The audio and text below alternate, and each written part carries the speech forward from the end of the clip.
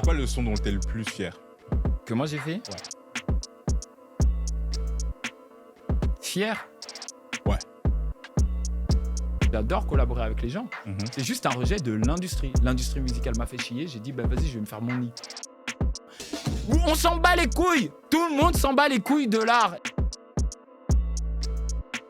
Et après, on ne peut pas donner le titre à toute personne qui se prétend manager. Hein. Non. Donc pourquoi je suis là en train de me tuer dans des studios où les gens vont pas être reconnaissants, où tu te retrouves dans des trucs où tu te fais menacer par des gens qui veulent venir brûler ton studio parce que tu as demandé un point en plus, parce que c'est toi qui avais écrit le refrain, mais en fait ça peut pas savoir que c'est toi qui as écrit le refrain.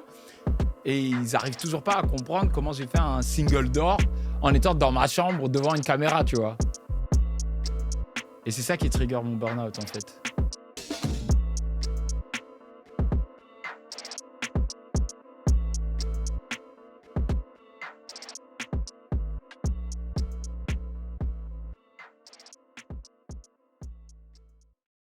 Voilà, c'est fait. Bonjour à tous.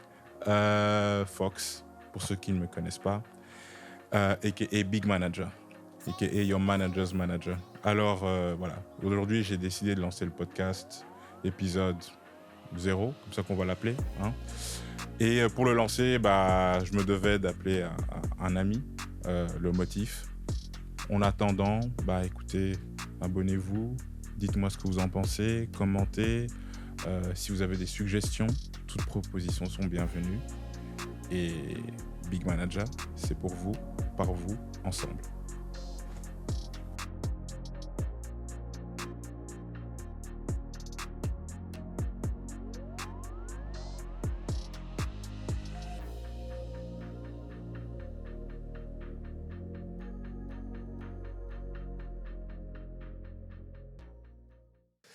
Bon, Yes, Olivier, c'est moi.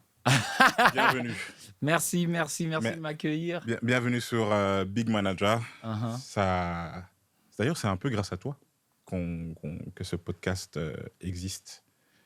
Parce que je ne sais pas si tu te souviens, mais on a eu une grande conversation par rapport à justement la création de contenu. Et puis tu m'as dit, attends, je vais trouver un endroit. Et puis tu m'as, comme toujours, un peu boosté et motivé à me lancer.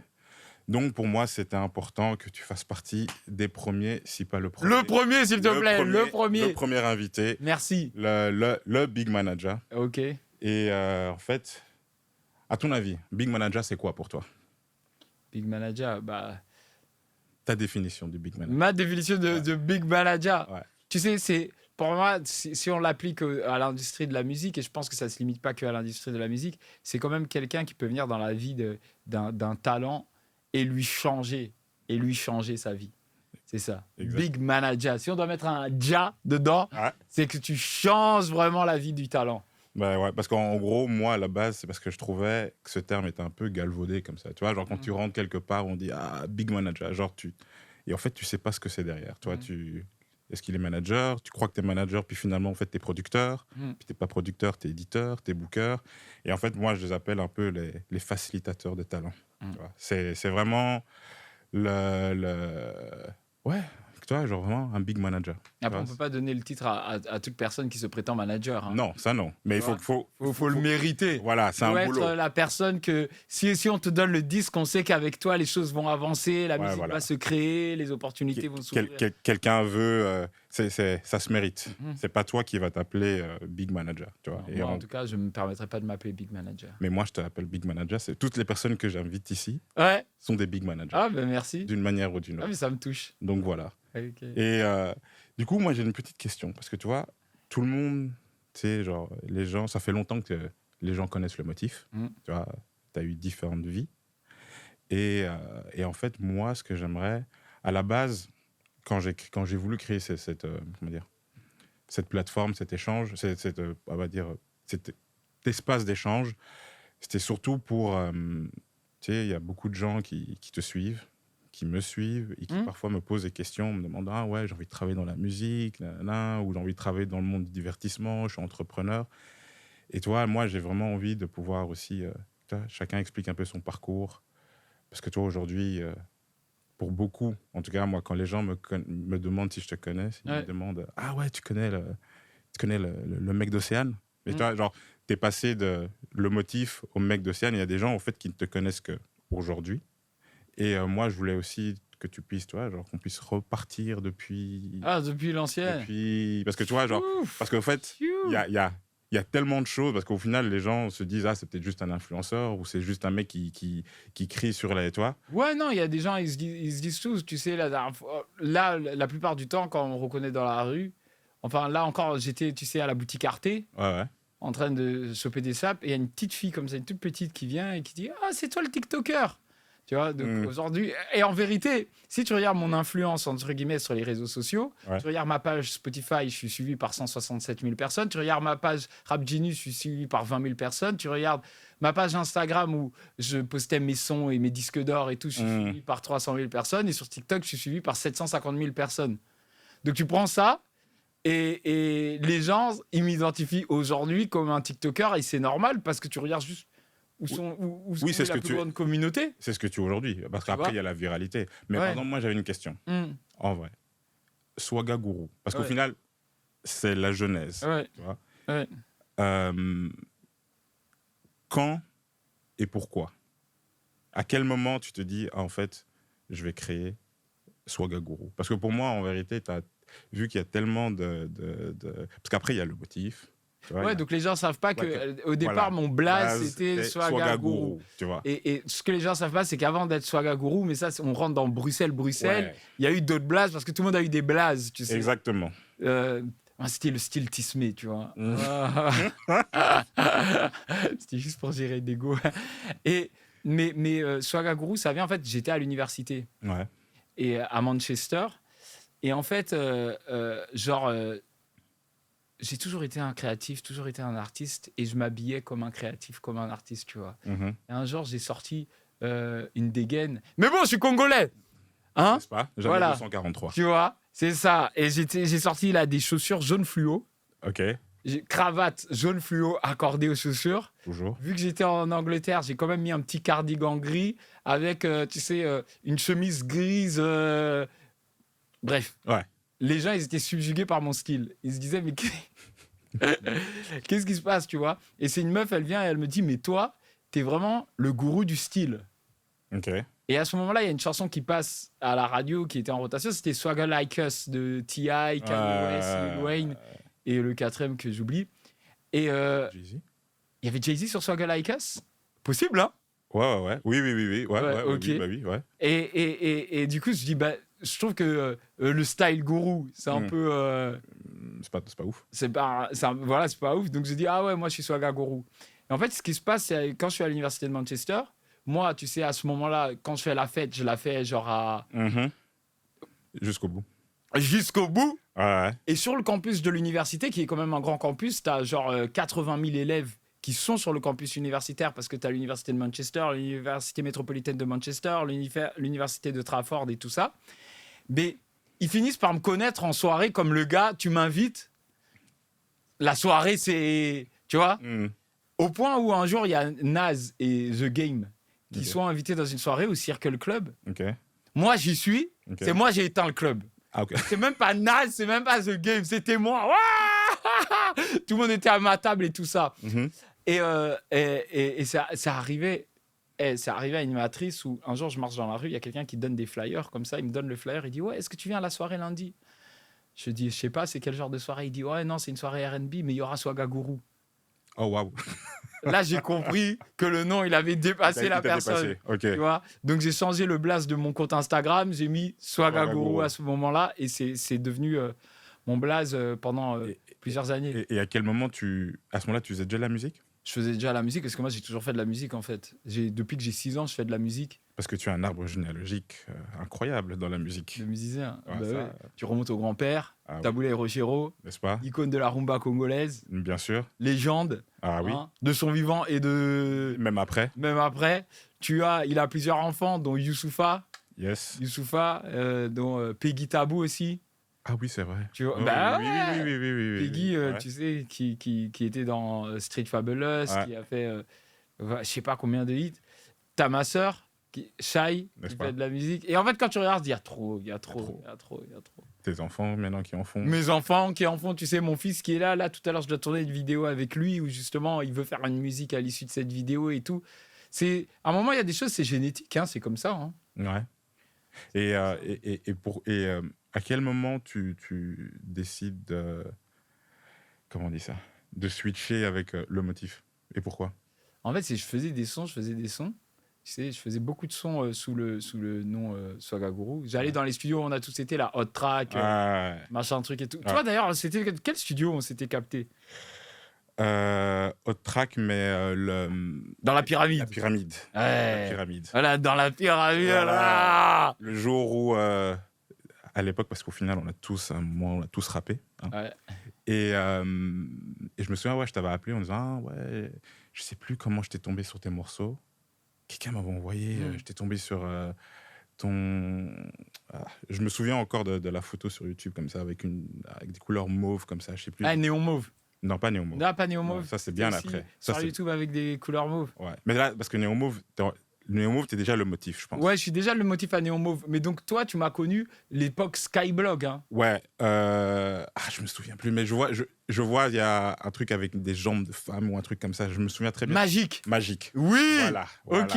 Ah ouais. Et que je me souviens, j'avais dit à l'époque, j'ai dit, en fait, ce mec, il est bon quand même. Il a un truc très particulier. Ouais. Mais voilà. Et je me souviens qu'après, je me suis dit, je crois qu'il faut que je retrouve dans mes archives, mais je crois que c'est vers 2011, 2012. Ouais, ça remonte. Et c'est là qu'on s'est rencontrés. Ouais. On a beaucoup parlé d'abord, je pense, à travers Facebook. Et après, on s'est dit, allez, viens. Et t'es venu au studio. Et ouais. Et à ce moment-là, du coup, à quel moment, parce que, raconte ton histoire, parce que j'ai un truc à te faire écouter. À quel moment tu décides de passer le motif? Le motif, c'est en fait, je fais du son. Et puis, un jour, je vis une déception amoureuse qui me fait approcher la création de son différemment. Parce que là, j'ai essayé d'écrire des titres, j'ai essayé d'émuler ce que les gens faisaient quand j'écrivais. Même quand j'écrivais Magique, en fait, j'essayais de refaire, par exemple, en français, ce que Lil Wayne il pouvait faire. Et en fait, là, j'ai tellement mal au cœur. Et je suis tellement en train de faire n'importe quoi dans ma vie, littéralement, suite à cette déception amoureuse. Tu sais, je sors, je baisse des putes, je dépense de l'argent, je bois énormément de l'alcool et tout ça. Et je prends tout ça et je le mets dans les sons. Et je commence à écrire de manière un peu ininterrompue. C'est juste, j'écris tout ce qui me passe par la tête, tout ce que je suis en train de vivre. Et les sons, ils prennent une autre... J'ai l'impression que ce jour-là, à cette époque, ça commence à prendre une autre dimension. Et tu vois, en même temps, j'écrivais un peu pour d'autres personnes et donc j'essayais de leur faire écouter. Je disais, ouais, vous pouvez prendre ce son. Et ils disaient, non. Ils disaient, tes sons là, ils sont chelous. T'as envoyé ça à qui? Je vais pas te dire de non, de non. Mais j'envoyais et les gens disaient que mes sons, ils étaient chelous. Okay. Et en fait, c'est un gars un jour avec qui je parle, un beatmaker, Jabril. Il y avait un des sons comme ça que j'avais fait qui s'appelait Le Motif. Mais du coup... j'étais sous l'artiste Swagaguru. Et il dit, mais en fait, Olivier, tu sais, quand on entend ces sons, ils sont tellement spécifiques à toi qu'il n'y a personne d'autre qui peut prendre cette sonorité. Est-ce que je suis retombé ça? C'est l'époque. C'est tout ça. C'est tout ce genre d'époque. C'est tout ce genre d'époque. Ok. Ouais, on est d'aspi. Mec, on est d'aspi. Capte-nous au square avec de whisky. Nique sa mère, ton lusty.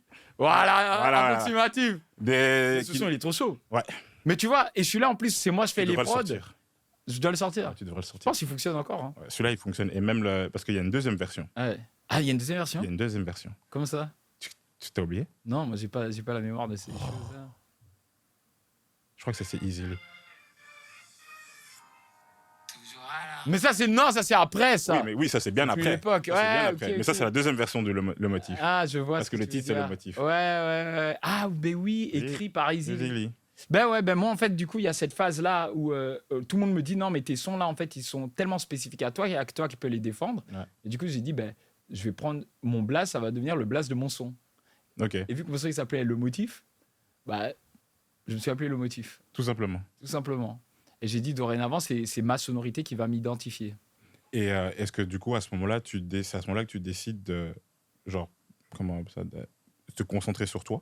Ou tu continues à vouloir travailler? En fait, moi, j'ai jamais eu, tu sais, j'ai jamais fait... En fait, et je pense que si on revient au titre de ton podcast, quand même, Big Manager,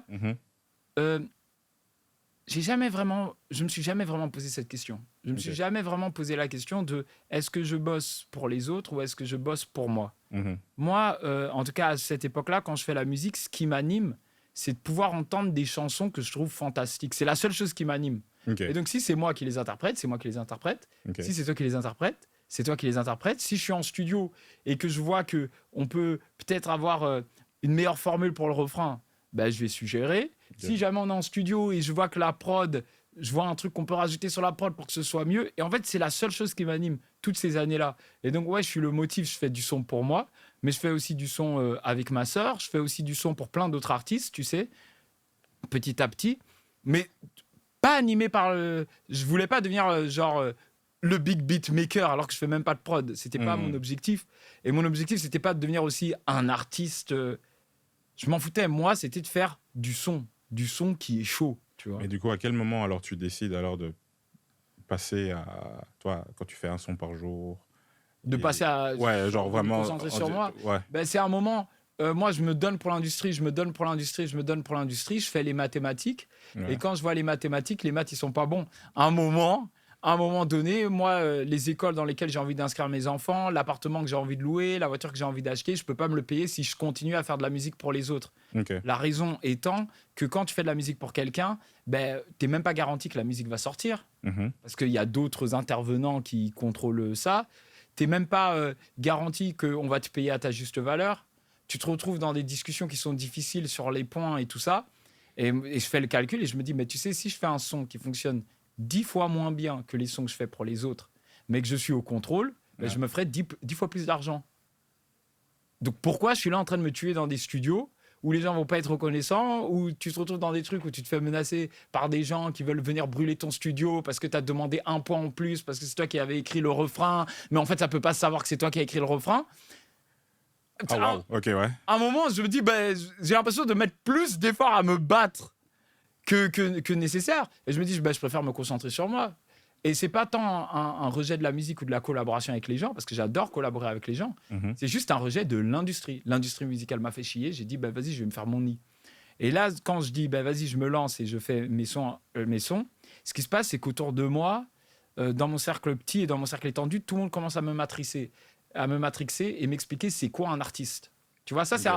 avant un son par jour. Ok, ouais. Je dis, vas-y, je vais commencer à faire du son, je vais commencer à faire des clips, je vais commencer à sortir. Ouais. Je suis mon propre producteur et tout le monde commence à me matrixer. Ouais, non, tu peux pas être ton propre producteur parce que comment ça s'appelle, les contrats et les soucis financiers, ça va te monter à la tête et ça va en pâtir sur ton art. Donc, sois plutôt artiste, tu Ouais, vois, ouais. signe plutôt un contrat Trop d'artiste. On commence à me dire, ouais, mais tu vois, Olivier, tu fais beaucoup. Moi, ça fait des années, depuis que Internet existe, que je fais des Snapchats, que je fais des stories. Ouais. On commence à me dire, ouais, tu vois, Olivier, tu te donnes en spectacle, en story. Si tu veux vraiment être artiste, faut que tu aies une certaine stature. Il faut que tu arrêtes d'utiliser les réseaux sociaux, tu vois. Mais toutes les personnes qui disent ça, c'est des gens qui sont dans l'industrie? Ou c'est juste Ouais, même non, des c'est proches ou quoi? tout le monde. Ok, ok. C'est tout le monde, même les gens qui sont dans l'industrie, tu sais, c'est ça qu'ils me disent. Typiquement, je bossais avec un compositeur, tu sais, qui est excellent, qui a fait des hits, mais lui, c'est ça qu'il me disait. Il me disait, Olivier, le seul truc qui te sépare du succès monumental, c'est le fait que tu postes des stories. Oh. Ah, du coup, j'arrête de poster des stories, j'arrête de Ouais. faire machin. Et je commence à me conformer dans un moule qui me plaît pas fondamentalement. Ok. Et en plus, je sors mon clip il fait 10 000 vues. Hein. Je sors ma chanson elle fait 5 000 vues alors que je suis en mode artiste Artiste. 4D, photo, vidéo et tout. Et bon, il y a le Covid et il y a machin, et on se retrouve à la période d'août où là, de frustration parce que on est pendant le Covid, j'ai pas pu faire tous les clips que j'avais en tête. Mon producteur, il dit, ben, nous, on n'a pas le choix que de sortir ton EP parce qu'il y a un calendrier de subvention qui fait qu'on est obligé de sortir en septembre, mais t'as pas de clip, t'as pas de single. La seule chanson qui est sur les plateformes, elle a 10 000 streams. Et tu vois, et j'avais quoi? J'avais 10 000 abonnés à ce moment-là. Et donc, de cette frustration, je dis, bah fuck, je vais allumer ma caméra Ouais. et je vais faire mon son. Voilà, je vais juste montrer aux gens comment je fais des sons, comme j'ai toujours fait en fait, le contenu comme je l'ai toujours fait, tu sais. J'ai une idée, je le fais. Et là, ça a pété. Bam! Bam! Mais et là, du coup, qu'est-ce que toutes les personnes qui te disaient justement, bah, tu te montres en spectacle, tu fais. Et continue à dire ça. Je crois juste qu'aujourd'hui, toutes ces personnes continuent à avoir le même schéma de pensée.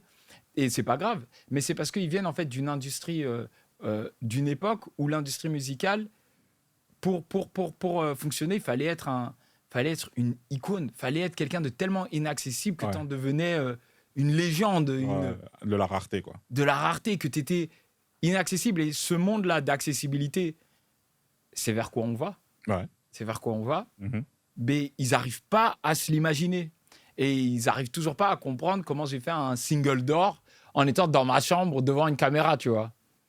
Ah. Mais tu sais l'importance, désolé de Ouais, non, t'interrompre. vas-y. L'importance, en fait, c'est de continuer à faire ce que tu aimes tant que tu fais du mal à personne. Continuer à suivre tes rêves tant que tu travailles et que tu es discipliné et que tu essayes de proposer quelque chose de différenciant. Et les gens, peu importe ce qu'ils pensent, it doesn't matter. It doesn't matter. Et du coup, est-ce que tu as la saison 2, Ouais, façon par jour, yes. et comment est-ce que tu vis au final? Parce qu'au final, on a travaillé, pour ceux qui ne le savent Ouais, pas, on a travaillé ensemble sur la saison 2. Mhm. Et parce qu'au final, je trouve que c'était, avec du recul, c'est hyper contrasté justement par rapport à toi. Tu avais l'aspect lisse de première partie. Et puis après, au final, tu as tout le côté, on va dire, où toi, tu te dis... Je pense que dans la première saison, il y a un peu, surtout dans le projet, parce qu'au final, je pense que les sons du projet, les sons de un son par jour ne figurent pas dans le projet. C'est ça, hein, dans la première Il y en partie. a qui... il y en a, ouais. Mais je crois la version de luxe ou un truc Ouais, comme ça. ouais. Ouais. Et du coup, musicalement, je trouve qu'il y avait au début comment dire, une espèce de, comme tu disais, de recherche de finesse, de, tu vois, un peu de la beauté de l'art, de la musique et tout ça. Et dans le deuxième, c'était beaucoup plus, comme tu disais, ton pitch, c'était la bringue. Ben, c'est parce que sur le premier, en fait, quand je fais première partie, je le fais avec dans la tête tout ce que les gens me disent qu'un artiste doit être, tu vois.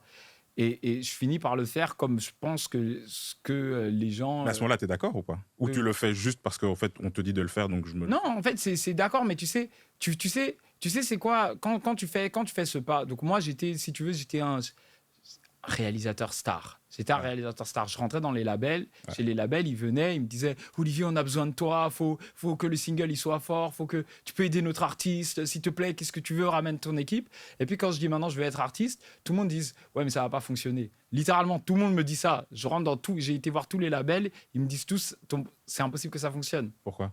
Ben, parce que tu as déjà vu un compositeur qui a percé en tant qu'artiste. Ok. Ben oui. Bah oui. Ben oui. Mais je peux t'en sortir 10, je peux t'en sortir 15. Kanye West, Damso, il faisait des prods avant de percer. Ouais. Dossé, il faisait des prods avant de percer. Voilà. Je connais quelqu'un qui s'appelle Stromae qui faisait des prods avant de percer. Par exemple. Pharrell Williams, Voilà. qui faisait des prods avant de percer. Je peux t'en sortir plein. Mais c'était ça qu'on me disait.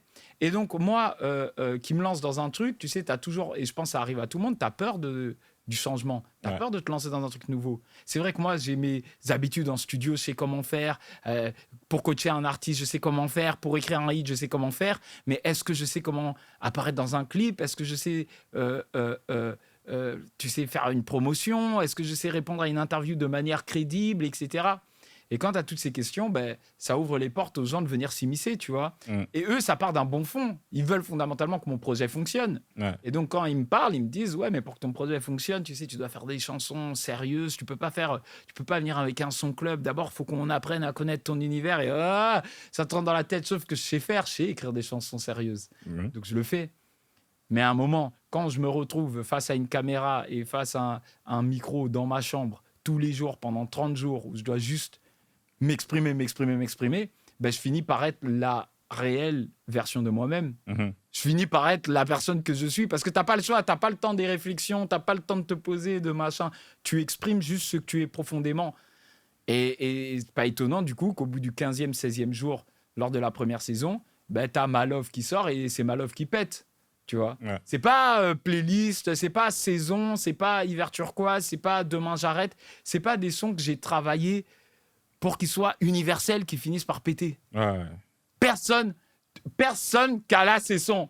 Et même les gens qui sont peut-être fâchés, tu sais, qui disent, et ils sont très peu, mais qui disent ouais, le Mouti c'est toujours la bringue quand il fait des sons. Mm.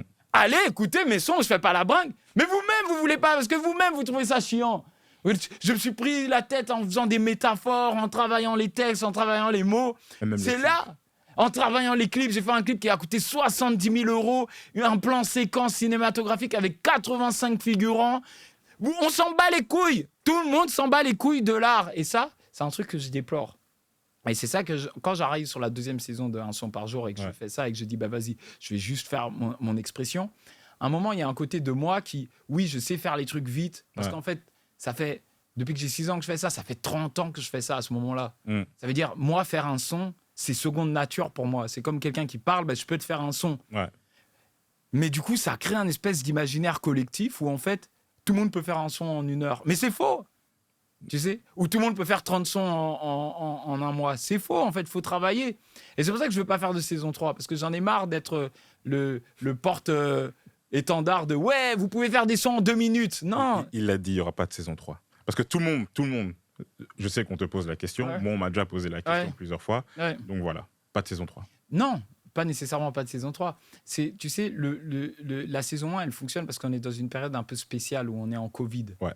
Et le jour où j'annonce le challenge, on n'a jamais vu quelqu'un faire ça. Et au-delà de jamais avoir vu quelqu'un faire ça, on se dit tous, est-ce qu'il va se foirer ? Ouais. Et fondamentalement, je pense que ce qui a fait l'attrait de cette saison-là, même si j'étais dans les tendances Spotify, j'étais dans les tendances machin, mais ce qui a fait l'attrait, c'était ce challenge-là, plus que même la musique. Ouais. C'était que les gens, ils se demandaient, est-ce qu'il va vraiment tenir ? Et ils revenaient tous les jours pour voir si j'allais me foirer ou pas. Et que j'aurais sorti ces 30 sons sans ce challenge, personne ne les aurait écoutés. Il y avait ce truc. Je pense qu'une fois que ce truc, tu as vu le héros aller au bout de son histoire et de réussir à faire 30 sons pendant 30 jours, tu sais qu'il sait le faire. Et du coup, tu penses que c'est ça qui a fait en sorte que la saison 2 prenne moins que la saison 1 ? Il y a ça. Il y a plusieurs choses qui se passent en même temps, mais il y a ça déjà de 1, tu vois. Du coup, on sait que dans tous les cas, il va y arriver. Ok. Donc, si on rate un jour, si on rate 2 jours, si on rate 3 jours, c'est pas grave. On sait qu'à la fin du mois, on pourra revenir et on pourra regarder tous les sons et il y sera arrivé. Donc, il y a vraiment ce truc de storytelling, en fait, qui prend de l'ampleur.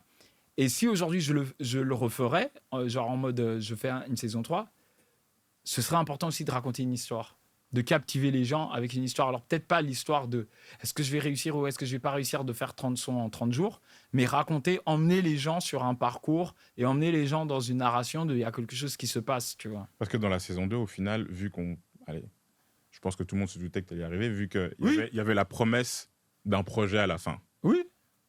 Ouais. Non, ils savaient que j'allais y arriver. En fait, même après, quand tu es dedans, parfois tu te dis putain, je vais pas y arriver. Mais fondamentalement, dans l'historique, ils savaient que j'allais y arriver. Ouais. Et aujourd'hui, on est dans un monde où l'entertainment et la narration, elle est primordiale. Elle est devenue même la seule forme de communication qui existe. Aujourd'hui, les gens ne checkent plus les références, ne checkent plus les sources, pardon. Ah ouais. Les gens ne checkent plus à savoir c'est quoi la vérité absolue. Les gens se réveillent et veulent qu'on leur raconte des histoires sur histoire, sur histoire, sur histoire. Et ces histoires, elles durent 5 minutes, enfin 1 minute, c'est des TikTok. Mais c'est ça que les gens veulent. Si tu veux toucher une population, si tu veux toucher fondamentalement des auditeurs qui vont prendre le temps d'aller sur ta page Spotify, d'écouter, tu dois leur raconter une histoire. C'est ce que je dis souvent. Je dis, parce qu'il y a beaucoup d'artistes qui... surtout les artistes qui ont souvent qui sont très, très talentueux. Ils sont très bons. Et je leur dis souvent, en fait, ce qui manque, c'est le contexte, c'est l'histoire. C'est que tu dois pouvoir, comment on dit ça ? Sortir du lot. Dans le sens où expliquer pourquoi est-ce que c'est toi qu'on va écouter et pas un autre. Tu vois ? Et je sais qu'il y a beaucoup... Parce que du coup, ça rejoint... Parce que tu as beaucoup d'artistes qui, du coup, veulent rentrer dans le canevas de... Tu vois, des petites voix qui te suggéraient au début de « Ouais, un artiste, ça doit faire ci, un artiste, ça doit faire ça. Il ne faut pas que tu fasses ci, il ne faut pas que tu fasses ça. » Alors que parfois, moi, je dis il y a des artistes, au final, qui sont très doués, mais c'est plus l'histoire qui me touche. Et comme j'ai un lien avec... je pense que c'est ça aussi avec toi, c'est que comme on a un lien humain avec toi, même si j'aime pas toute la musique, je sais que je vais quand même écouter. Ouais, et au-delà de ça, tu sais, on peut pas tous être Prince. Exactement. On peut pas tous être Prince. Et on veut pas même tous être Prince. Et c'est pas parce que pendant 30 ans, 40 ans, 50 ans, il y a des formules qui ont fonctionné que tu es forcément obligé d'être dans cette formule. Il y a des artistes qui vont briller et qui vont continuer à exister, qui seront des espèces de légendes iconiques qui n'ont même pas besoin de parler pour faire des streams. Ouais. Ça va continuer à exister. Mais ça veut pas dire que parce que ça existe, Qu'il faut faire que ça. Qu'il faut faire que ça. Ouais. C'est va trouver la voix qui est la tienne. Et tu sais, moi, j'ai fait un son par jour. Et puis, il y a plein d'artistes qui se sont mis à faire un son par jour en espérant avoir que ça allait péter pour eux. Et ça n'a pas pété pour eux. Ça n'a pas pété pour eux. Pourtant, la question, elle était la même. Est-ce qu'ils vont réussir? Certains, ils se sont arrêtés au milieu. Ils ont vu qu'ils ne faisaient pas de vues, ils ne faisaient pas de stream. Ils se sont arrêtés. Mais c'est parce que c'est pas ça leur... Ça, c'est moi, en fait. Et en plus, j'ai pensé à toi, parce j'ai pensé à ça il y a pas longtemps, parce que tu t'étais battu pour le speedrunning. Je sais que c'est ça, hein, speedrun. Ah, tu veux qu'on parle de cet arc-là? Vas-y. En fait, il faut savoir, moi, c'est un jour, je suis là en train de... J'ai fait un burn-out. Ouais. J'arrive à la fin de mon burn-out et je me dis, il est temps de revenir. Quand tu fais juste 2 secondes. Ouais. Quand tu fais le burn-out, Ouais. est-ce que c'est lié à... Est-ce que c'est quoi? Tu relâches la pression par rapport à... Tu te mets plus la pression parce que le saison 2 n'a pas Ah fonctionné? non, ça n'a même rien à voir avec saison 2. C'est en fait, saison 2, il arrête il se finit en 2021. Ouais. Il y a des trucs qui me font chier. Donc, notamment, moi, je suis à ce moment-là dans un contrat d'artiste. Ouais. Et sur le contrat d'artiste, je trouve que les producteurs sont un peu...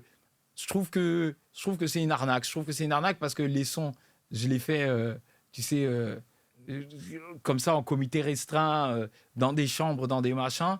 Et eux, ils récoltent tout, mais ils donnent rien. Ils me donnent pas de clip. Ils veulent pas payer les beatmakers, X, Y, Z. Et du coup, moi, j'essaye de sortir de ce contrat. Mais quand je sors de ce contrat, je me retrouve avec une période d'exclusivité d'1 an. Qui fait que pendant 1 an, je peux pas sortir de son. Ok, ouais. Donc là, on est 2021, on arrive 2022. Entre-temps, l'envie de sortir des sons pour réussir commercialement, elle me passe totalement. Ok. L'envie de faire de l'argent dans la musique, elle me passe totalement. Ok. Donc ce qui continue à être là, c'est l'amour de la musique, l'envie de faire de la musique, de partager des émotions grâce aux chansons, bien travailler sur des textes, bien travailler sur des prods, essayer de proposer des choses que les gens ne proposent pas. Mais l'envie de faire de l'argent grâce à ça, il me passe. Ok. Et je me lance dans d'autres business, et je me lance dans d'autres aventures, et je découvre, j'approfondis la vidéo. En fait, j'adore faire de la vidéo, etc., etc. Et donc, je mets le son juste petit à petit de côté, tu vois. Et ce qui se passe, c'est qu'en fait, tout ce que je découvre de nouveau, au lieu de le faire calmement, je décide de le faire à 300 à l'heure. Mhm. Pendant 2022, 12 mois, 2023, 7 mois, ça craque. Ok. Ça craque. Tu peux pas commencer à... Tu sais, je commence 2022 en réalisant, donc je suis réalisateur des vidéos, en réalisant des vidéos dont le budget est de 2 000 €. Mhm. Et je suis en 2023, le budget, il est à 150 000 € les vidéos que je réalise. Mm. Le nombre de gens que ça demande, le nombre de choses qui se passent dans ta tête, etc. Et c'est ça qui trigger mon burn-out, en fait. Ok. Après, je suis HS pendant 7 mois. Et quand je me remets sur pied, je dis, tu sais, je pense que tout ça ne me serait pas arrivé si dans la musique, il y avait des moyens pour un artiste, donc pour quelqu'un qui aime profondément la musique, qui ne veut pas les strass et paillettes, mais qui veut juste créer, de se faire un max d'argent Mhm. sans pour autant fâcher qui que ce soit. Je me suis dit, il y a sûrement un truc.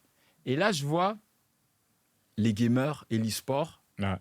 et je comprends le truc, comment il fonctionne, grâce aux sponsors, grâce aux éditeurs de jeux vidéo qui sponsorisent des tournois, etc. Et je me dis, imagine, il y avait une ligue e-sport pour les beatmakers, donc pour les créateurs de sons, où ils pouvaient faire des prods, trouver un moyen où ils peuvent faire des prods et gagner, et à la fin, celui qui gagne, il prend Un billet. un gros billet. Ouais. Et puis que si ça fonctionne, on faire toute une ligue avec trouver des sponsors pour sponsoriser la ligue et que les gens puissent être payés sur un truc secondaire. Je voyais pas ça pour remplacer la musique ou le beatmaking, tu vois. Ouais. Je me disais juste, imagine, tu es là, pendant la semaine, tu es au studio, tu bosses avec des artistes, le week-end, tu te prépares, le dimanche, tu vas, tu remportes un tournoi, tu te prends 15 000 € de bonus.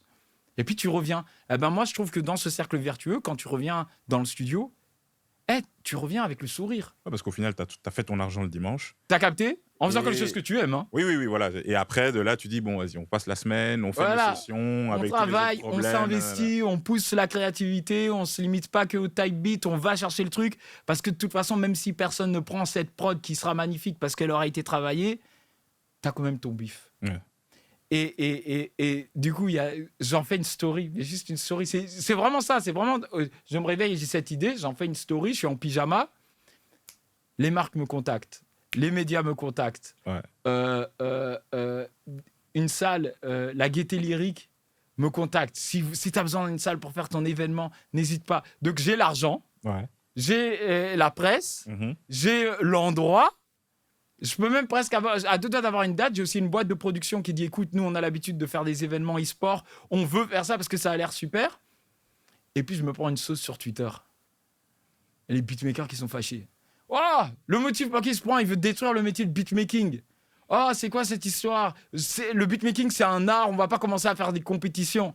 J'ai dit, bah, débrouillez-vous.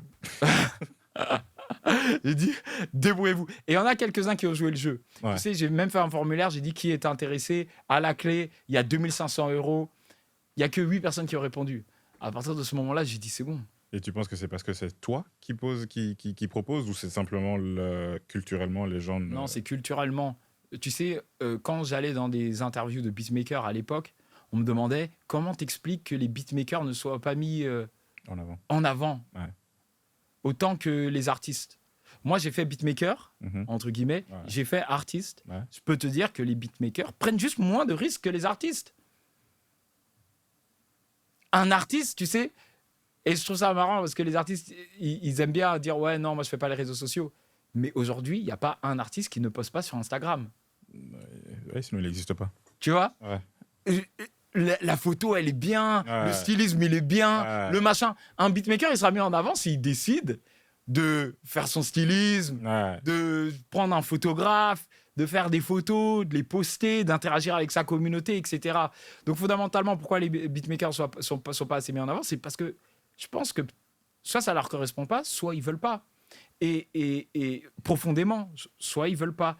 Et la raison pour laquelle ça a fâché cette histoire de truc, c'est qu'il n'y a aucun beatmaker qui veut se mettre en risque, aller dans la compétition et risquer de perdre. T'imagines, t'es là, t'es soi-disant le beatmaker le plus chaud, tu perds, les règles, elles sont même pas artistiques, soi-disant, elles sont trop objectives pour toi, donc ça blesse ton ego.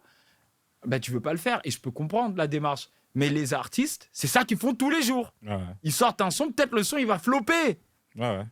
Peut-être on va dire, ouais, mais en fait, tel artiste, il est meilleur que toi. Ouais, puis après, t'es venu, ouais, t'as volé tel flow, et puis après, tu te retrouves dans une sauce, il suffit que t'aies fait une phrase maladroite, et c'est fini. Et c'est pour ça que t'as le rap contenders, avec des artistes interprètes qui sont prêts à y aller, et qui deviennent des necfeux, qui deviennent des dinos, et que t'auras jamais, en fait, un rap contender pour beatmaker. Et là, on va me dire, ouais, mais Olivier, il y a des battles de beatmaking. Ouais, mais les battles de beatmaking, déjà, il y a 0 € à la clé. Ouais. Et quand il y a un chèque, c'est 1000 € et c'est organisé par Metro Boomin. Et en plus, c'est juste, vous faites juste kiffer, vous êtes sur scène et vous jouez... Oui, ils ne composent pas. Oui, vous ne composez pas. Vous n'êtes pas jugé sur votre talent de beatmaker, vous êtes jugé sur votre talent d'appuyer play sur une prod que vous avez composée pendant... Ou peut-être même pas, peut-être c'est même pas vous qui l'avez composée. Et je veux dire, je sais que je parle comme ça et je tiens à m'excuser parce que je peux pas dénigrer. Moi, je trouve que les beatmakers, ils sont fantastiques et le beatmaking, c'est un art. Mais je pense aussi qu'un art peut être un sport. Genre, si tu es fort dans ta discipline, si tu t'entraînes et tu t'entraînes et tu t'entraînes, je veux dire, un freestyle, pour moi, un rappeur qui vient, qui a mémorisé tout son texte, qui enchaîne, tac, tac, qui voit comment ça réagit, tu lui mets une prod différente, il enchaîne un texte, c'est limite sportif quand je regarde ça. Ouais, c'est de la performance. C'est de la performance. Et je disais, venez les beatmakers, on fait de la performance. Et il y a des gens, le pire, c'est que tu as des gens qui veulent donner de l'argent. Tu as Visa, Mastercard qui veut donner de l'argent. Tu as Red Bull qui veut donner de l'argent. Et vous pouvez pas me croiser en studio et me dire, ouais, putain, nous on galère. L'artiste, il a que voulu me donner 300 €. Ok. Il y a des gens, ils veulent vous donner des 10 000, des 20 000, des 30 000 €. La seule chose que vous devez faire, c'est faire monter vos nombres d'abonnés sur Instagram en jouant le jeu que tout le monde joue. Bref. Non, parce que j'ai vu il n'y a pas longtemps, tu en as reparlé et tu t'es dit, ah, ça me frustre. Et c'est vrai que parce que je sais que tu m'en avais parlé. Ouais. Mais toi, tu étais chaud et tu me disais, je peux monter une équipe. Voilà, je peux monter une équipe parce que j'avais trouvé, je pense que j'avais trouvé deux personnes, mais je pense que nous, c'était même plus une question technique parce qu'il fallait se mettre d'accord sur quel le logiciel, voilà.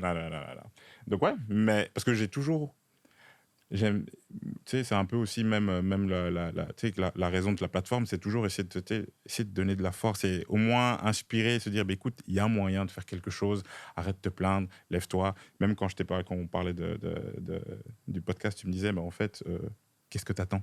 Genre, lève-toi, fais-le. Et tout à l'heure, on parlait aussi des coulisses de comment, au final, ça s'est fait. C'est à un moment, ça, c'est vraiment un message pour tout le monde. C'est, les gars, levez-vous. La vie est compliquée, mais à un moment, il faut se donner les moyens d'avancer. Il faut toujours essayer de se donner les moyens d'avancer. Et aujourd'hui, tu vois, parce qu'aujourd'hui, tu es, on va dire, un peu en dehors de la musique. Aujourd'hui, je suis en dehors de tout. Aujourd'hui, tu sais, les gens, ils disent le futur, c'est l'autosuffisance. Ok. Dans l'espace digital, Ouais. je suis en autosuffisance. C'est vrai. C'est tout. Je suis en dehors de tout. Je suis un ermite. Ok. Tu vois. Je ne m'identifie plus comme un rappeur. Et ce serait une insulte à tous les rappeurs de dire que je suis rappeur. Ouais. Je m'identifie même pas en tant que TikToker. Je m'identifie même pas en tant qu'entrepreneur, chef d'entreprise. Je m'en bats les couilles. Moi, ce qui compte, c'est de me réveiller tous les matins, voir mes enfants et leur pouvoir faire des choses qui m'apportent assez d'argent que pour subvenir à tous leurs besoins. Et faire en sorte que ces deux personnes, mon fils et ma fille, deviennent des citoyens exemplaires. C'est tout. Et alors si un jour je dois me réveiller et faire un TikTok pour pouvoir avoir ça, je vais faire un TikTok pour pouvoir avoir ça. Si un jour je me dis, ah tiens, je peux courir un marathon et raise some money, ben, je vais courir un marathon et raise some money. Et je suis quelqu'un de totalement libre. Après, c'est compliqué en société parce qu'on va me demander, Olivier, qu'est-ce que tu fais dans la vie? Et par où je commence, par où je termine, je sais pas. Là, aujourd'hui, tu fais quoi? Aujourd'hui, Ouais. père modèle. Oh, c'est beau. C'est ça que je fais. Et du coup, parce que bon, à la base, ici, il y avait une date. Tu devais ramener quelque chose ici. Mais oui, je devais ramener ma marque de vin en canette. Ah. Maison Bagarre, l'abus d'alcool est dangereux pour la santé, à consommer avec modération. Et je sais que pour le moment, tu te bats contre les... Comment on appelle ça? C'est un peu le même combat que la musique. Genre, essayer les carcans de se dire, ouais, mais tu peux pas faire ci, tu peux pas faire ça. Et aujourd'hui, t'en es où par rapport à allez, on va dire, le combat de l'entrepreneuriat dans...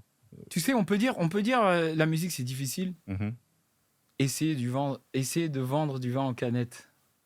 Et puis venez me dire que la musique est difficile. Qu'est-ce qui est difficile? C'est que, tu sais, dans la musique, tu as toujours, surtout aujourd'hui, surtout à notre époque, tu as toujours une petite porte de liberté.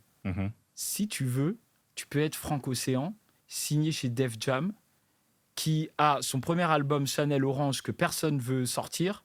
Tu peux le mettre sur Tumblr gratuitement et d'un coup devenir une référence du R&B. Ouais. Et le gars, il a fait une deuxième fois. Ouais. Il a fait une deuxième fois, tu vois. Il devait sortir de son contrat. Il a sorti un album de merde. Et puis derrière, genre la semaine d'après, il a sorti son vrai album hors contrat. T'as toujours cette porte de liberté. Dans l'industrie de la vente de boissons ou d'agroalimentaire, t'as pas de porte de liberté. Tu dois passer par quelqu'un. Peu importe ce que tu fais, peu importe à quel niveau, même si tu vends direct à ton customer, tu dois passer par quelqu'un. Sinon, tu es juste un gars qui sort de sa chambre avec ses quelques canettes, mais tu pourras que en vendre 10 ou 12 par jour, tu vois. C'est quoi le plus difficile pour toi? Passer par quelqu'un. Quand tu dis quelqu'un? C'est que, tu sais, par exemple, je veux vendre... On pourrait se dire, bon, Olivier, tu peux vendre tes canettes en ligne, par exemple. Ouais. Oui, mais qui va faire la livraison de ces canettes en ligne? Bah, d'un coup, j'ai besoin de quelqu'un pour faire la livraison. Ah, comme ça. Sinon, c'est moi qui le fais. Mais quand tu reçois 10 000 commandes, crois-moi bien que si tu essaies de le faire tout seul, tu vas pas envoyer les 10 000 commandes. Ok, ben, si tu veux du coup avoir quelqu'un pour la livraison, ben, tu as besoin d'un entrepôt pour pouvoir stocker ça. Et tu as besoin de quelqu'un qui gère cet entrepôt. Donc même si tu veux faire un truc direct, tu sais, pour les gens, tu peux pas juste te lever, faire un TikTok et eux, ils appuient et la canette apparaît dans leurs mains. Ouais. Il y a quelqu'un. Et ce quelqu'un, la probabilité qu'il fasse le job comme tu le voulais, elle est nulle. C'est zéro. Pars du principe que tu n'auras pas ce que tu veux. Et tu dois apprendre à dealer avec ça. Et du coup, j'ai énormément de respect. Mais moi, j'en ai toujours eu. J'ai pas attendu de faire ça pour en avoir. Mais aux gens, justement, qui sont dans cette industrie, tu vois, c'est te lever, te dire, ben vas-y, tu vas devoir te battre contre l'incompétence des gens. Parce qu'il y a beaucoup de gens qui ont pris justement le fait que tu mettes ça en canette comme un manque de respect. Oui, non, les gens de l'industrie classique, tu sais. Mais de moins en moins. Hein. Ça a été, quand on l'a annoncé, c'était choquant. Ouais. Mais en fait, les gens, tu leur donnes une canette. Tu sais, ils sont là, ouais, non, mais la bouteille, c'est beaucoup mieux. Tu leur donnes une canette, ils ouvrent. Ah non, mais c'est bon. Ben, sans blague. Ouais, en plus, ça tape. Hein. Ben, on a essayé d'être renta, de proposer quand même quelque chose où tu te retrouves. Ouais. Vu l'argent, on est sur de l'alcool, donc il faut quand même que tu retrouves un certain pourcentage d'alcool. On a essayé d'avoir un goût qui s'adapte à la canette, tu vois. Tu vas pas boire un rouge, un gros Bordeaux dans la canette, tu vois. C'est du vin blanc pétillant, légèrement sucré, enfin, naturellement sucré, Ouais. tu vois, d'Italie. Ça se rapproche d'un Prosecco en termes de goût ou de dégustation. On est parti chercher le meilleur du meilleur. On voulait pas faire de compromis sur la qualité parce que nous, on est des gastronomes, on apprécie quand même... on apprécie le goût et on voulait pas juste vendre un truc qu'on met dans une canette et puis débrouillez-vous avec ça, tu vois. Ouais. Mais c'est dur. Et le plus difficile, en fait, c'est les lois qui régissent la publicité d'alcool tout court, sur Internet, dans la vraie vie, sur les réseaux sociaux. Parce que moi, je suis un storyteller. Mhm. Et en fait, je peux pas tout raconter quand je mets en avant ma canette de vin parce que c'est de l'alcool. Et quoi? Ah, tu te censures, tu veux dire? Ou Je on suis te- obligé. ou on On me te censure. En fait, c'est pas qu'on me censure, c'est la loi. Donc la Qu'est-ce que tu loi, peux pas dire, par si exemple? tu veux faire la publicité et propagande d'une Ouais. boisson alcoolisée, Ouais. tu peux pas le mettre dans un contexte convivial, festif ou Ok. imaginaire. Ok? C'est la loi, c'est écrit comme ça, mot pour mot. Mais attends, quand tu regardes des pubs de bière ou des trucs comme ça, c'est souvent dans des contextes festifs, non? Ouais. Non? Mais tu peux pas. Ensuite, Ok. non, c'est parce que toi, nous, on est biaisé, on est en Belgique. En Ok, Belgique, la ok, loi ok. est légèrement plus Différent. différente. Parce que les Belges, ils savent que la bière, c'est belge. Bah oui. Voilà, il faut défendre nos intérêts, notre patrimoine culturel. On va pas comme ça à se censurer. Après, c'est quoi? On va censurer les frites.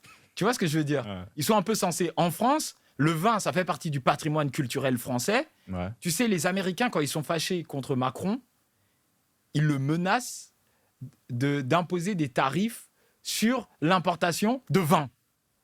Ok. Et Macron, il se plie aux exigences américaines pour pas qu'on impose des tarifs sur l'importation de vin, tellement que le vin, c'est important pour la France. Ok. Mais c'est très censuré et c'est très réglementé. Donc, je peux pas le montrer dans des contextes conviviaux, je peux pas les montrer dans des contextes festifs. Quand je parle de mon produit, je peux pas utiliser de qualitatif subjectif dans le cadre d'une publicité ou d'une propagande. Ok. Je ne peux pas ouvrir la canette en vidéo. Il faut que ce soit un professionnel du vin. Après, je suis professionnel du vin, vu que Oui, tu travailles dedans. tu vois. Ouais. Mais on va dire que normalement, tu sais, ça pose une question. Et puis, quand je parle de mon produit, je ne peux que mentionner le degré d'alcool, Ok. la provenance, l'origine, les qualités gustatives objectives. Parce qu'il y a des notes fruitées. Je peux pas dire, franchement, il est délicieux. Non, je dois dire, il y a des notes fruitées avec un machin. Et en fait, quand tu prends tout cet ensemble de lois d'articles qui s'appellent la loi E20, ça fait que c'est très compliqué. Tu ouvres le canette. Enfin, déjà, tu dis, oh putain, je peux pas voir la canette, mais je vais la poser là. Ah, je peux pas montrer un pouce parce que ça veut dire que je dis qu'elle est bien. Ok. C'est du vin blanc pétillant, monocépage, muscat, 7% d'alcool, 250 millilitres. Et si... Ah ouais, j'avoue, c'est chiant. Et si t'avais été au courant de tout Je le savais. Ah, donc Je le savais. pourquoi t'as foncé alors? Mais parce que on a utilisé de la créativité. On a dit, OK, on peut pas dire ça. On peut pas dire que le vin, il est bon. Du coup, tu sais qu'est-ce qu'on va dire? On va dire, quand on va faire la publicité d'annonce de la canette de vin, Mhm. on va dire, de tout temps, il existait le vin. Mais ce vin a toujours été en bouteille. Mhm. Jusqu'à Maison Bagarre, vin en canette. Ouais. Tu vois? Et on fait du coup un spot un peu 2001, l'Odyssée de l'espace, qui montre que le vin en canette, c'est le contenant futuristique comparé à la bouteille. Mhm. Et du coup, on utilise la créativité pour respecter la loi, je respecte la loi. Il n'y a pas de contexte convivial, il n'y a pas de contexte festif, il n'y a pas de... Je dis pas que ma canette, elle est fantastique. Et moi, ça m'enjaille d'être intelligent, tu sais, de trouver une solution à un problème. Moi, on se fait quand même poursuivre en justice. Là, maintenant, t'es poursuivi en justice. Même pas moi. Et ça, c'est le caractère misogyne de ce monde. C'est que c'est Océane qui est poursuivie en justice. Sous quel motif? Qu'elle aurait, pas mal, hein, qu'elle aurait enfreint à la loi Evin. Ok. Chose qui est déjà idiot, parce que de base, s'il y a quelqu'un qui a enfreint la loi Evin, c'est la société, c'est Maison Bagarre, qui est notre société qui produit le vin, tu vois. Mais bon, non, eux, ils disent que c'est Océane tout particulièrement qui a enfreint la loi Evin. Et en fait, samedi, moi, j'ai fait un TikTok où je disais, si je peux pas faire la publicité de ma marque de canette, je vais faire une canette déjà floutée. Comme ça, si jamais je l'ai en vidéo, personne ne peut connaître la marque. Tu vois, le TikTok, il a fait 1,2 million de vues. Tout le monde a dit que c'était du génie. Eux, ça les a fâchés. Et du coup, ils ont publié un article de presse en disant Océane prend à la légère les accusations qui pèsent sur elle, alors qu'on ne savait même pas qu'on était accusé jusqu'à cet article. Océane prend à la légère les accusations qui pèsent sur elle en annonçant la sortie d'une canette totalement floutée pour contourner la loi Evin. Non, en fait. Déjà, Océane, tu sais, Océane, elle était aux States quand j'ai fait ça. J'ai fait cette blague. Mais bon, on va pas mettre le noir en valeur. On va tomber sur la femme. Et si, par exemple, vu tout, on va dire, les différentes étapes pour lesquelles tu es passé, si tu avais voulu, comment on dit ça, qu'on te donne un conseil ou un leitmotiv que tu n'as pas pu avoir, ou que tu as eu, mais tu aurais voulu avoir ça plus tôt, lequel ça aurait été? Fuck it, go. Tu sais, moi, aujourd'hui, je fais de la vidéo et c'est mon métier. Mais fondamentalement, tu retraces. À 18 ans, j'hésitais entre faire une école de cinéma. Parce que, je sais pas, le cinéma, je sais pas pourquoi, le cinéma m'intriguait, le cinéma me parlait, le cinéma m'inspirait. Et faire des études de génie civil. Parce que je suis la première personne de ma famille qui potentiellement peut aller à l'université, potentiellement peut avoir un master. Et j'ai demandé à Dieu de m'envoyer un signe. Il m'a envoyé un signe parce que j'avais envoyé ma candidature à une université, le London Imperial College, et ils ont refusé ma candidature, alors que j'avais les notes. Ils ont refusé ma candidature. C'était le signe que Dieu m'envoyait pour aller faire l'école de cinéma. Je me suis quand même battu pour rendre fiers mes parents, parce que je suis quand même quelqu'un de reconnaissant et c'est important de l'être. Et je suis très content qu'ils m'ont permis d'avoir ça, parce que ça m'a donné plein de skills que je n'aurais pas eu si je n'avais pas étudié. Mais je me suis battu dur comme fer pour quand même trouver une université où m'inscrire à 2 jours de la rentrée. Et j'ai trouvé, je suis parti. Mais en fait, j'aurais juste dû dire fuck it.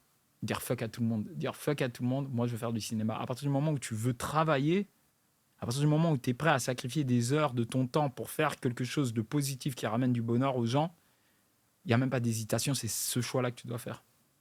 Mais moi, je suis quelqu'un qui aime bien, de nature, à travailler avec de la musique. Tu vois. Et donc, du coup, j'aime souvent demander aux gens quels sont, par exemple, les 3 morceaux. Parce que toi, j'aimerais, toi, quelqu'un qui va écouter, je veux qu'il écoute. Et puis après, derrière, toi, essayer de monter une petite playlist pour que tout le monde se mette, toi. Et qu'est-ce qui, toi, par exemple, c'est quoi, par exemple, allez, on va pas 3 ou 5 morceaux que le motif écoute en ce moment? Ouais, en ce moment. Ou les sons qui te marquent ou qui te motivent. En fait, moi, je suis quelqu'un, tu sais, je sais que c'était fini, mais je suis reparti.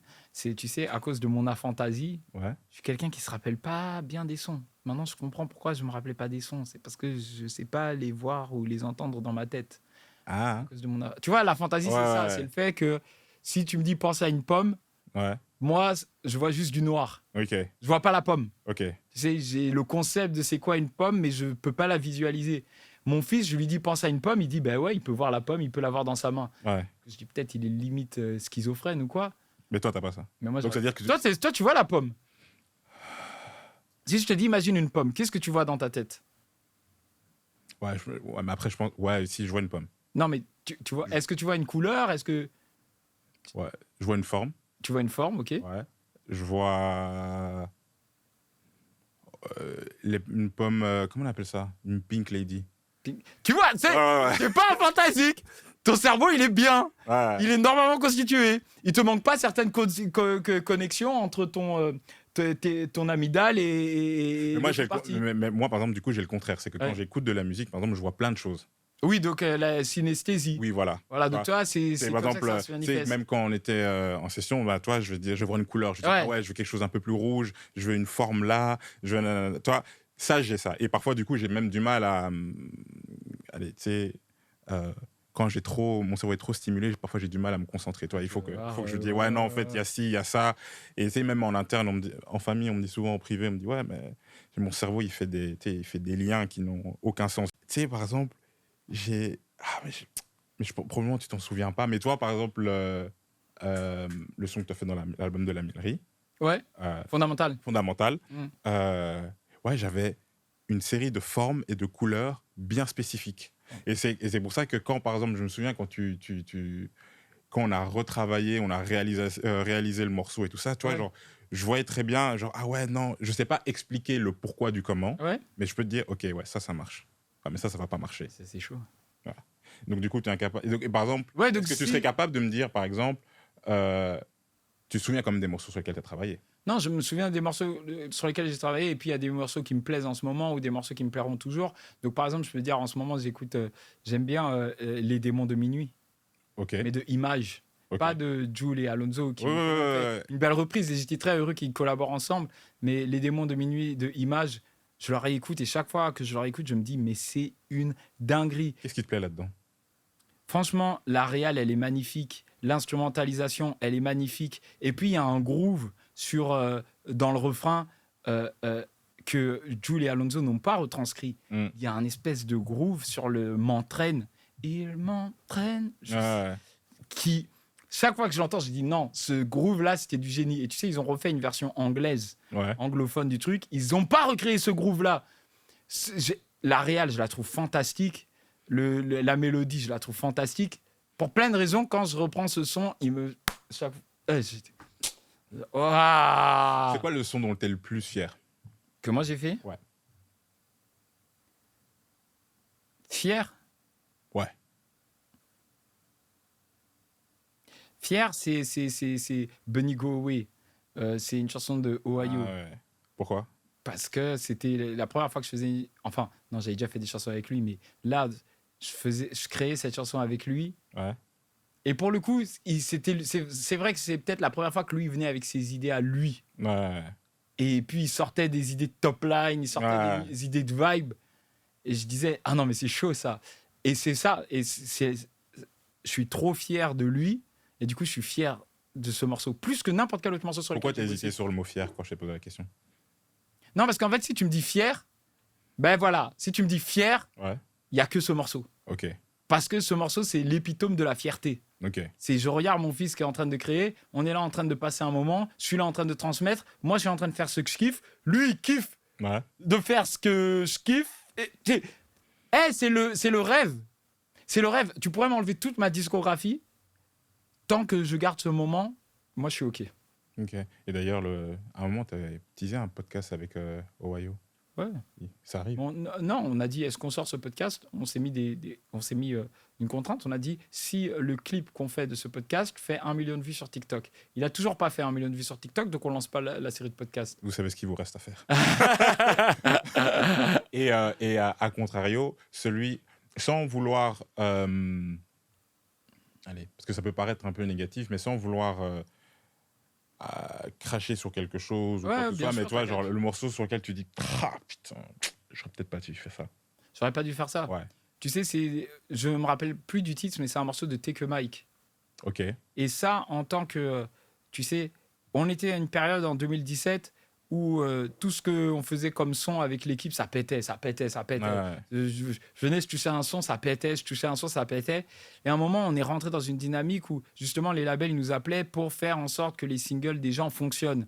Et le label de Take a Mike m'a appelé et m'a dit ça. Et il a dit, nous, ce qu'on veut pour Take a Mike, c'est que tu le sortes de son univers et que tu l'emmènes dans votre univers, tu vois. C'est votre univers qu'on veut. Ouais.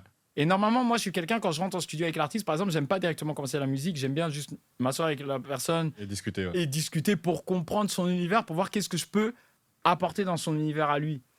Et là, ce jour-là, cette séance-là, je trouve que j'ai pas été true to myself. Alors que je l'avais été pendant des années et des années et des années.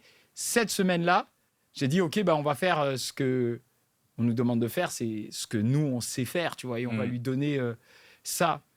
Et lui, plusieurs fois, il a exprimé dans le studio, il a dit, moi, je peux faire ça, il n'y a pas de problème, parce que c'est un artiste super talentueux et versatile. Il a dit, mais moi, je préfère quand même faire des freestyles, tu vois. Ouais. Je préfère vraiment faire des freestyles.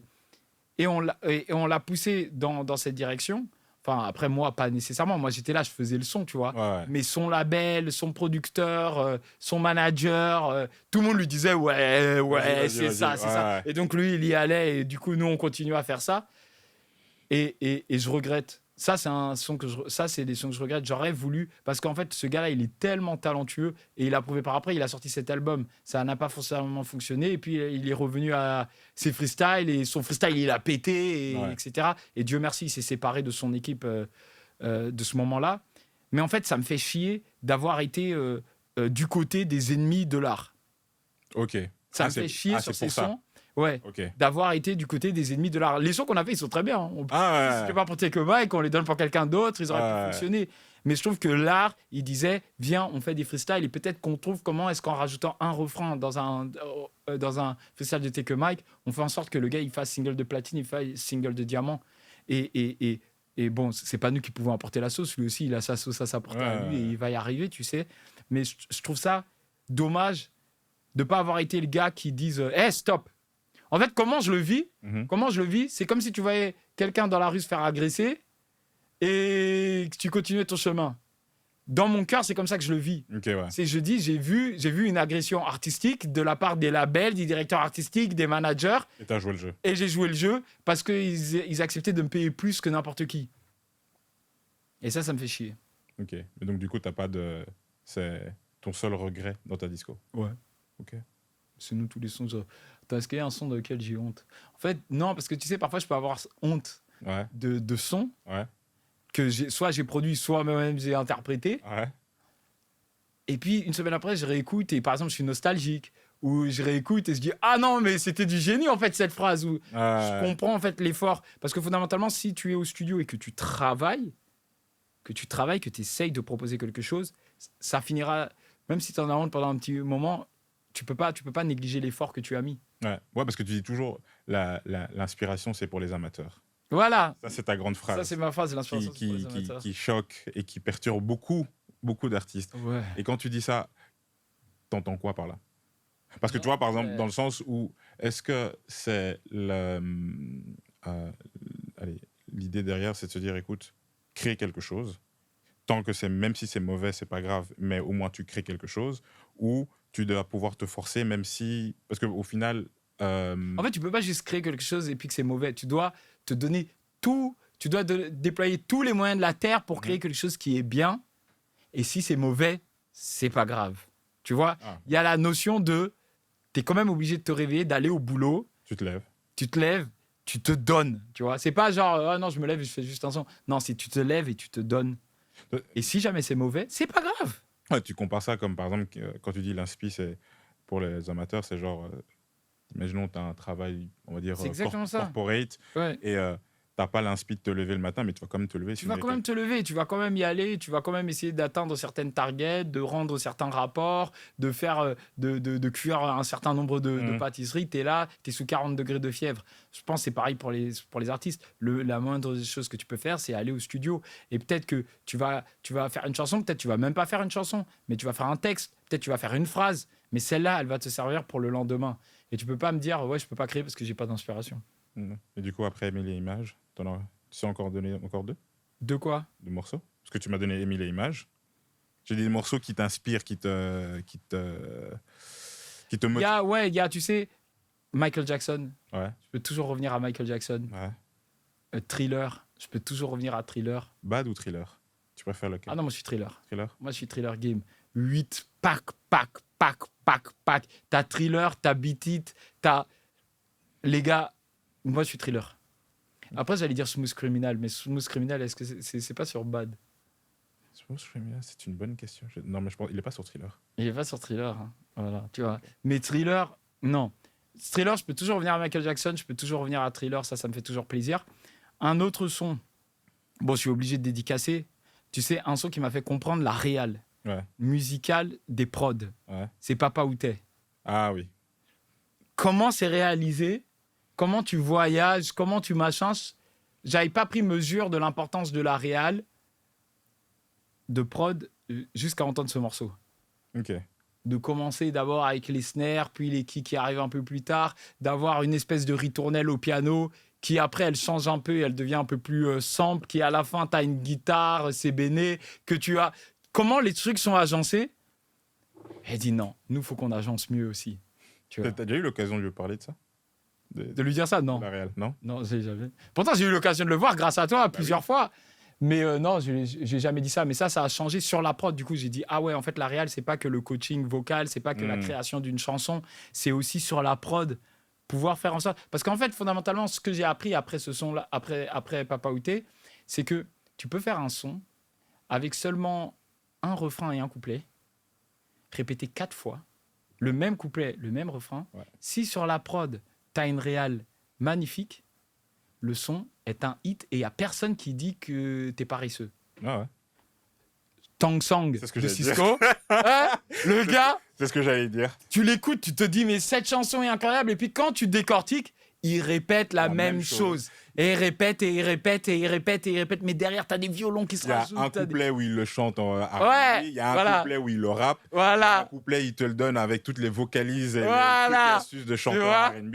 Ouais. Mais c'est exactement la même chose. C'est exactement la même chose. Ouais. Et c'est là où tu vois, ok, la réal, c'est la réal qui est venue faire en sorte que ça devienne un hit et pas un truc que tu dis, oh, putain, mais pourquoi Tu sais que ça, c'est... Il y a encore il n'y a pas longtemps, j'en parlais, je disais, mais cette chanson, en fait, les gens ne réalisent pas à quel point c'est génial. Ouais. C'est vraiment un coup de génie parce que je me dis, tu es au studio Ouais. et tu te dis, ah, vas-y, répète. Et en plus, il te dit, je veux le répéter. Ouais. Ça, et tu Ouais, gotta say it again, cheers. Et il te le répète. Ouais. C'est juste qu'il change de flow. Ouais. Il change de ouais, Mais même il t'as change la de prod gars. aussi qui arrive. tu Ouais, sais. ouais, ouais. Et à la fin, même, ça monte, switch, ça switch de gamme, ouais, ouais. tu vois, de gamme. Et tu te dis, ah, mais Et t'as comment... l'impression qu'il dit un truc et puis là, tu te dis, mais Il fait, il dit exactement la même chose. ouais, non, c'est fou. Tu vois, et donc, bah, Tang Sang, je le mets toujours là. Tin, tin, tin, tin, tin. Et je dis, et tu vois, nous, on joue à un jeu dans la voiture. Ouais. De base, c'était pas dans la voiture, c'était en club qu'on l'avait fait, genre parce que Océane, elle était partie prendre les platines. Mhm. Et genre, on jouait, en fait, tu joues à la voiture avec quand il y a plusieurs gens, tu mets un son et quelqu'un doit éteindre ton son. Il doit proposer un son après ton son Ouais. qui C'est éteint plus fort que- ton ouais. son. Et puis, quelqu'un d'autre dans la voiture doit proposer un son qui éteint son son. Ouais. Et c'est une petite compétition comme ça. Mais genre, Cisco, lui, il fait partie de... C'est vois. dur, c'est un joker. Tu vois, c'est ça. Il fait partie des jokers. Lui, je le sors. Quand je le sors, je sais déjà. Tu vois, quand je le sors, lui, Blinding Lights de The Weeknd, quand on est là, que tu sais, un moment, quand tu joues à ce jeu, tu vires pop. Ouais, Un moment, toujours. Même si tu commences rap, Ouais. à un moment, il y a quelqu'un qui vient, qui met une chanson. Ah, tu te dis, ouais, non, c'est vrai que Backstreet Boys, là, ils étaient les... C'était quand même quelque chose. Ouais. The Weeknd, Blinding Lights. Bah fin du game. Ouais, j'avoue. Et du coup, sur cette belle parole, fin du game. En tout cas, merci beaucoup à toi, Olivier. J'étais Merci à toi. vraiment content, honoré de t'avoir ici. Finalement, bon, maintenant, on sait qu'il y aura une deuxième partie. Let's go. Il y aura une deuxième partie, au moins pour les canettes. Oui, au moins pour les canettes. Pour les canettes floutées, Ouais, pour la suite. ouais. Et en tout cas, bah, courage pour la... Comment on appelle ça? L'attaque, le procès, s'il y en a procès, ou pas. Non, mais t'inquiète, quand on est milliardaire, les procès, on en a à l'appel, on s'en bat les couilles. Hein. Ça fait partie du game. Fake it till you make it. Exactement. Et en tout cas, bah, merci à tous et au prochain épisode.